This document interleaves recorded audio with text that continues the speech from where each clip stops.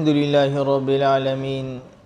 والصلاة والسلام على رسوله الكريم أما بعد فأعوذ بالله من الشيطان الرجيم بسم الله الرحمن الرحيم كل نفس ذائقة الموت صدق الله العظيم۔ بزرگان محترم اور میرے عزیز ساتھیوں، آج کی مجلس میں جو شخص مرنے کے قریب ہے اس کے ساتھ کس طرح سے معاملہ کرنا چاہیے، شریعت کا اس وقت کیا حکم ہے، اور اسی طریقے سے مرنے کے بعد، انتقال کے بعد شریعت کا کیا حکم ہے، اس کے متعلق کچھ باتیں آپ حضرات کے سامنے بیان کرنی ہے۔ اگر کسی انسان کا موت کا وقت قریب ہے تو اس کو اس طرح سے لیٹایا جائے کہ اس کے پیر قبلے کی طرف ہو اور اس کے سرہانے تکیہ کوئی جاڑی چیز، اونچی چیز رکھ دی جائے تاکہ اس کا چہرہ قبلے کی طرف ہو جائے۔ اس صورت میں روح کو نکلنے میں آسانی ہوتی ہے۔ ایک طریقہ یہ بھی بیان کیا گیا ہے کہ اس کو کروٹ کے بل لیٹا دیا جائے اور اس کے چہرے کو قبلے کی طرف کر دے۔ لیکن اگر بہت زیادہ بیمار ہے، بوڑھا ہے، ضعیف ہے، اس طرح کی کرنے سے اس کو اور زیادہ تکلیف ہوگی تو جس حیت پر بھی ہو، جس شکل میں، اس کو اس طرح سے رکھ دے۔ لیکن آسانی ہو، ممکن ہو تو اس طرح سے کرنے سے روح نکلنے میں آسانی ہوتی ہے۔ اسی طریقے سے مرنے کے وقت قریب ہے تو اس کے پاس سورہ یاسین پڑھی جائے، سرہانے سورہ یاسین کی تلاوت کی جائے۔ سورہ رعد بھی آتی ہے کہ سورہ رعد بھی پڑھی جائے، اس کے پڑھنے سے روح کو نکلنے میں آسانی اور سہولت ہوتی ہے۔ اور جس مکان میں ہے، جس کمرے میں، وہاں پر عطر، خوشبو، اگربتی وغیرہ جلائی جائے، خوشبو کا اہتمام کیا جائے، کیونکہ فرشتے آنے والے ہیں روح کو نکالنے کے لیے۔ اللہ تعالیٰ کی پاک و ذات مخلوق ہے تو خوشبو کا اہتمام کیا جائے اس موقع پر۔ علماء کرام نے، فقہ کرام نے یہ بھی لکھا ہے کہ بہتر لکھا ہوا ہے، ضروری واجب نہیں، کہ بہتر یہ ہے کہ جو جنوبی شخص ہے، جو ناپاک ہے، جس پر غسل فرض ہے، وہ وہاں سے ہٹ جائے، یا حائضہ یا نفاس والی عورتیں ہیں وہ بھی وہاں سے ہٹ جائے۔ یہ مستحب اور بہتر لکھا ہوا ہے، تاکہ کیونکہ پاک اور ذات اللہ تعالیٰ کی فرشتے پاک مخلوق آنے والی ہے تو جو ناپاک حضرات ہیں وہاں سے ہٹ جائے، لیکن یہ واجب و ضروری نہیں ہے۔ اور جب روح نکل جائے تو روح نکلنے سے پہلے ہی اس کے بعد کلمے کی تلقین کی جائے، کلمہ شہادت کی تلقین کی جائے۔ تلقین کرنے کا کیا مسئلہ ہے؟ علماء کرام نے لکھا ہے تلقین کرنے کا طریقہ یہ ہے کہ جو موت کے جب اثرات نظر آ جائے، مرنے کے وقت قریب ہو کسی کا، تو اس کے سامنے زور سے کلمہ شہادت پڑھا جائے، اشہد ان لا الہ الا اللہ و اشہد ان محمد رسول اللہ صلی اللہ علیہ وسلم، یا کلمہ طیبہ لا الہ الا اللہ محمد رسول اللہ صلی اللہ علیہ وسلم، اس کے سامنے کلمہ شہادت کی تلقین کر زور سے کلمہ شہادت پڑھا جائے گا، اور اسے کہا نہیں جائے گا کہ تو بھی پڑھ۔ کتابوں میں منع لکھا ہے کہ سامنے والے کو کہیں نہیں کہ تو بھی پڑھ، بلکہ اس کے سامنے، کیونکہ نزع کا عالم ہے، بڑا نازک دور ہے، اس وقت اگر اس کی زبان سے کوئی سخت جملے نہ نکل جائے، اس لیے اس کے سامنے زور سے پڑھا جائے۔ جب اس نے اپنی زبان سے ایک مرتبہ کلمہ پڑھ لیا، پھر اس کے سامنے تلقین نہ کرے، کلمے کو بند کر دے۔ اب اگر پھر وہ کوئی دنیاوی بات کر لیتا ہے تو پھر اس کے سامنے کلمہ شہادت کی تلقین کی جائے، دنیاوی باتیں اس کے سامنے نہ کی جائے، اور بچوں کو لانا کہ ان کو پہچانتے ہو، یہ تمہارا پوتا ہے، یہ نواسا ہے، یہ فلاں ہے، بلکہ ان چیزوں کی طرف، اب وہ دنیا کو چھوڑ کر آخرت کی طرف جانے والا ہے،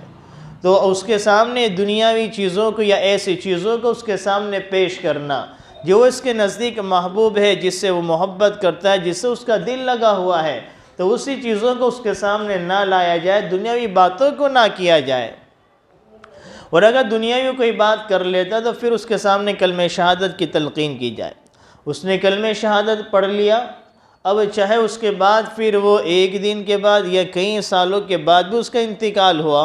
اور اس کے بعد اگر اس نے دنیاوی بات کو نہ کیا ہو تب بھی وہ فضیلت حاصل ہو جائے گی۔ جو حدیث میں فرمائے کہ من قال آخر کلامہ لا الہ الا اللہ دخل الجنہ، کہ جس کا آخری کلمہ زبان سے لا الہ الا اللہ نکلا دخل الجنہ، و جنت میں داخل ہو جائے گا۔ تو مطلب یہ نہیں کہ مرتے دم تک اس کی زبان پر کلمہ جاری ہو، اس کی زبان سے آخری کلمہ لا الہ الا اللہ کا نکل گیا۔ ایک بندہ ہے کہ اپنے مرنے کے قریب تکلیف میں ایسے اس نے کلمہ شہادت کو پڑھ دیا، اس کے بعد پھر وہ کومے میں چلا گیا، چند مہینے یا کچھ سال تک وہ کومے میں رہا، پھر اس کے بعد اس کا انتقال ہو گیا، تب بھی وہ اس فضیلت میں داخل ہو جائے گا۔ اسی طریقے سے انسان جس طرح سے زندگی گزارتا ہے ویسے اس کی موت بھی واقع ہوتی ہے، کہ اللہ تعالیٰ نے اگر پوری زندگی اور اپنی زندگی کو دنیا میں دنیاوی کاموں میں مال و دولت میں مشغول رکھا،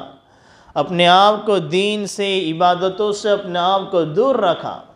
تو پوری زندگی تو شیطان کے نقش قدم پر چلا ہے، تو موت کے وقت بھی شیطان کے فندے میں پھنس جاتا ہے۔ اور بہت سے واقعات بھی لکھے ہوئے ہیں کہ پوری زندگی مسلمان رہے لیکن موت کے وقت کفری کی حالت میں ان کی موت واقع ہوئی ہے۔ اس لیے ہمیں ہر وقت اللہ تعالیٰ سے اپنے اسلام کی، اپنے ایمان کی حفاظت کی دعائیں بھی کرتے رہنا چاہیے۔ کہ اللہ تو نے ایمان صرف اپنے لیے نہیں بلکہ اپنی نسلوں تک اللہ تعالیٰ کے سامنے اپنی ہر دعا میں یہ دعا مانگے، اللہ تو نے ہمیں ایمان کی دولت سے نوازا ہے، اسلام کی دولت سے نوازا ہے۔ ہم اپنی نظروں سے بہت سو کو دیکھ رہے ہیں جو مسلمان تھے، ان کے ماں باپ بھی مسلمان، لیکن آج ان نوجوان لڑکوں کا، ان نوجوان لڑکیوں کا اسلام سے رشتہ ختم ہو گیا، انہوں نے اپنے مذہب کو، دھرم کو بدل دیا۔ تو ہم اپنی دعا میں ہر وقت اس بات کی دعا بھی مانگے کہ اللہ تو نے ہمیں اسلام تو دیا ہے، تمہیں ایمان کی دولت سے نوازا ہے، لیکن ہمارے موت تک اسلام کو، ایمان کو باقی رکھنا، اسلام پر موت واقع آئے، اور اسی طریقے سے قیامت تک نسلوں تک ایمان اور اسلام کی نعمت کو ہماری اولادوں میں جاری و ساری فرمانا۔ یہ دعائیں اللہ تعالیٰ سے ہر وقت مانگنی چاہیے۔ اللہ قیامت تک ہماری اولادوں میں ایمان، اسلام کی نعمتوں کو جاری و ساری فرمانا۔ انبیاء علیہ السلام بھی اس معاملے میں کتنا خوف زدہ رہتے تھے۔ یوسف علیہ السلام اللہ تعالیٰ سے دعا فرمائے، یوسف علیہ السلام کی دعا ہے انت ولی فی الدنیا والآخرہ توفنی مسلمہ والحقنی بالصالحین، کہ تو دنیا آخرت میں میرا ولی ہے، میرا ذمہ دار ہے۔ انت ولی فی الدنیا والآخرہ، یوسف علیہ السلام اللہ تعالیٰ کے نبی ہے لیکن دعا مانگ رہے توفنی مسلمہ،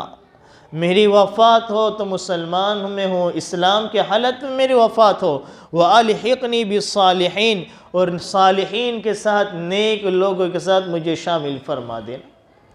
تو اللہ تعالیٰ سے ہمیں یہ دعا بھی مانگنی چاہیے۔ تو میں ایک تلقین کا مسئلہ بتا رہا تھا کہ ایک تلقین کس طرح سے کرنی ہے، کہ جو مرنے کے قریب ہے اس کے سامنے کلمہ شہادت کو پڑھا جائے، زور سے پڑھا جائے، اور اس کو کہا نہ جائے جب اس نے ایک مرتبہ کلمہ شہادت پڑھ لیا تو تلقین کو ختم کر دے۔ اب اگر اس کی روح نکل جائی، موت واقع ہو گئی، تو اس کے بعد یہ ہے کہ ایک چندی کپڑے کا ٹکڑا، موٹا سا کپڑے کا ٹکڑا لے کر، یہ کپڑے کی ایک چندی لے کر، اس کی تھوڑی اس کے نیچے سے لے کر اس کے سر کے اوپر اس کو فیٹ باندھ دے تاکہ اس کا منہ بند ہو جائے، کھلے نہ ہو، اور اس کے ہاتھ پیر کو سیدھا کر دے، کیونکہ اس وقت خون گرم ہوتا ہے، باڈی کو جیسا کہو گے ویسا ہو جائے گی۔ اگر آپ نے اس کو ایسے ہی چھوڑ دیا، پھر آپ اس کے پیروں کو ملانا چاہو، اس کے ہاتھ کو ملانا چاہو، جب باڈی کا خون ٹھنڈا پڑ جائے گا پھر اس کے بدن کے اعضاء جیسے ویسے کے ویسے رہ جائیں گے۔ اس لیے اس کے ہاتھ کو سیدھا کر دے، اس کے پیروں کو سیدھا کر دے، دونوں انگوٹھے کو ملا کر رسی سے یا کوئی کپڑے کی ٹکڑی وغیرہ سے دونوں انگوٹھے کو بھی ملا دے تاکہ اس کے پیر سیدھے رہیں۔ اسی طریقے سے فقہاء کرام نے یہ بھی لکھا ہے کہ اس کے پیٹ پر کوئی لوہے کی چیز یا کوئی بھاری چیز رکھ دے تاکہ وہ پیٹ پھول نہ جائے، کیونکہ کبھی کبھی مرنے کی وجہ سے وہ پیٹ انسانوں کا پھول بھی جاتا ہے۔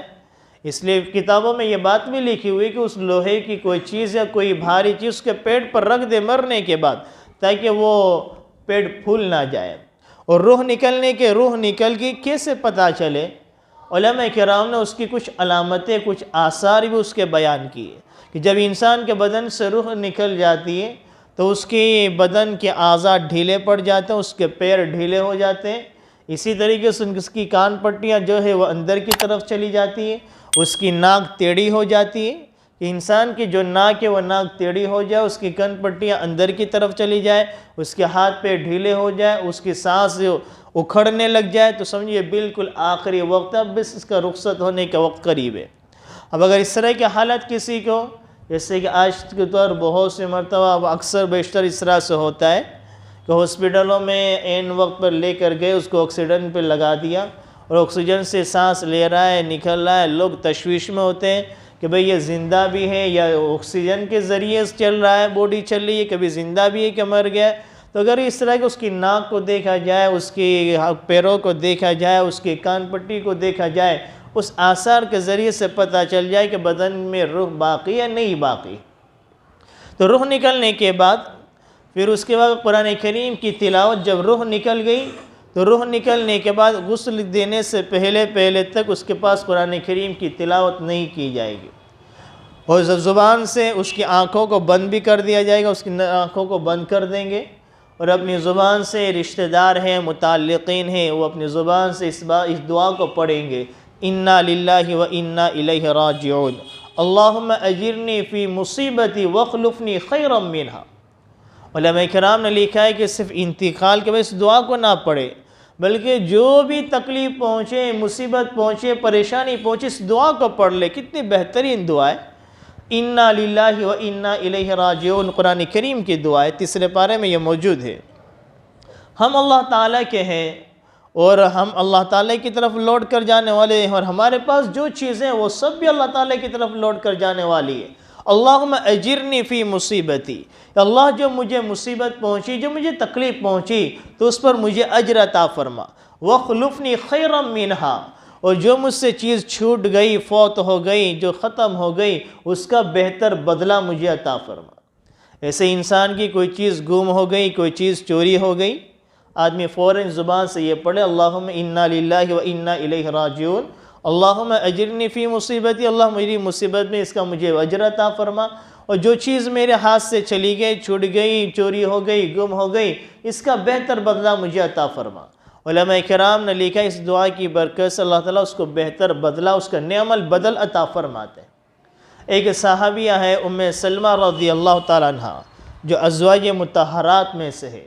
نبی کریم صلی اللہ علیہ وسلم کے ازواج مطہرات میں سے ایک آپ کی زوجہ محترمہ ہے۔ وہ فرماتی ہیں کہ جب میرے شوہر نے، ابو سلمہ نے مجھے یہ دعا سکھائی تھی کہ نبی کریم صلی اللہ علیہ وسلم نے ارشاد فرمایا، جو بھی کوئی مصیبت میں، انتقال پر، موت کے وقت تکلیف میں اس دعا کو پڑھے گا، اللہ اس کو اس کا نعم البدل عطا فرماتے ہیں۔ تو ام سلمہ کہتی ہے کہ جب ابو سلمہ یعنی ان کے شوہر کا، میرے شوہر کا انتقال ہوا، تو مجھے وہ دعا یاد آئی کہ ابو سلمہ نے مجھے، میرے شوہر نے یہ دعا سکھلائی تھی، لیکن پھر دل میں یہ بھی خیال آیا کہ ابو سلمہ میرے شوہر تو کیسے شوہر تھے، ان سے بہتر تو کوئی ہو ہی نہیں سکتا۔ صحابہ کرام میں ابو سلمہ ایک صحابی گزرے، تو ان کی بیوی کہہ رہی ہے کہ میرے شوہر تو ایسا شوہر ہے جن کے اس سے بہتر کوئی ہو ہی نہیں سکتا۔ وہ اپنی بیوی کے ساتھ اس طرح سے زندگی گزارتے تھے۔ پھر دل میں بات آئی کہ انہوں نے آپ علیہ السلام سے سنا ہے، حدیث سے میں ہے، لہٰذا یہ پڑھنے سے، فائدے سے خالی تو نہیں ہے۔ ام سلمہ کہتی کہ میں نے یہ دعا پڑھی اپنے شوہر کے انتقال کے وقت، انا للہ و انا الیہ راجعون، اللہم اجرنی فی مصیبتی واخلفنی خیرا منہا۔ اس کا بدل، نعم البدل اللہ نے کیسا عطا فرمایا کہ اللہ تعالیٰ نے نبی کریم صلی اللہ علیہ وسلم کی زوجہ محترمہ بنا دیا۔ ام سلمہ کہتی کہ میرے ذہن میں بھی نہیں تھا کہ ابو سلمہ سے، وہ عام صحابی کے درمیان اپنے شوہروں کو عام صحابی سے مقابلہ کر رہی تھی کہ ابو سلمہ سے بہتر تو کوئی نہیں ہو سکتا۔ جب میں نے یہ دعا پڑھی تو پھر اس کے بعد میرا رشتہ نکاح، میرے شادی، میرا نکاح نبی کریم صلی اللہ علیہ وسلم سے ہوا۔ پھر میرے دل میں بات آئی، ابو سلمہ سے بہتر نعم البدل اللہ نے اپنے نبی کو مجھے عطا فرمایا۔ تو کتنی چھوٹی دعا ہے، لیکن ان دعاؤں کو عین مصیبت کے وقت، پریشانی کے وقت پڑھی جائے۔ اور صبر بھی اسی کو کہتے ہیں، الصبر عند الصدمۃ الاولی۔ صبر کس کا نام ہے؟ علماء فرماتے ہیں الصبر عند الصدمۃ الاولی، جیسے آپ کو تکلیف پہنچی، مصیبت پہنچی، اس وقت آپ نے اپنے نفس کو، دل و دماغ کو آپ نے کنٹرول میں رکھ دیا، قابو میں رکھ دیا، اور زبان سے یہ دعا پڑھ لی، کلمہ پڑھ لیا، تو آپ صابر کہلائیں گے۔ پھر اللہ تعالیٰ اس کا اجر آپ کو عطا فرمائے گا۔ آپ نے اپنی طرف سے بے صبری کے جو اعمال ہوتے ہیں، جو افعال ہوتے ہیں، جو حرکات ہوتی ہیں، آپ نے وہ تمام کر گزرے، پھر آپ اس کے بعد کہو کہ بھئی میں تو صبر کرتا ہوں یا صبر کروں گا، یا اپنی زبان سے اس جملے کو پڑھ رہے، تو پھر اس کا اجر ظاہر ہونے والا نہیں۔ جس وقت ہو اسی وقت اپنے آپ کو کنٹرول میں رکھ کے ان چیزوں کو پڑھا جائے۔ تو خیر یہ موت کے وقت معاملہ کیا کیا جائے وہ میں نے آپ کے سامنے بیان کیا۔ پھر مرنے کے بعد غسل کا مسئلہ، کہ میت کو غسل دینے کا مسئلہ کیا ہے، کفن کا مسئلہ کیا ہے، اسی طریقے سے نماز جنازے کا مسئلہ کیا ہے، عدت کا مسئلہ، میراث کا مسئلہ، ورثے کا مسئلہ، ان تمام چیزوں کو انشاءاللہ آئندہ کے مجلسوں میں ہم ترتیب وار بیان کریں گے۔ اللہ تعالی ہم سب کو سمجھنے عمل کرنے کی توفیق عطا فرمائے، آمین، وما علینا الا البلاغ۔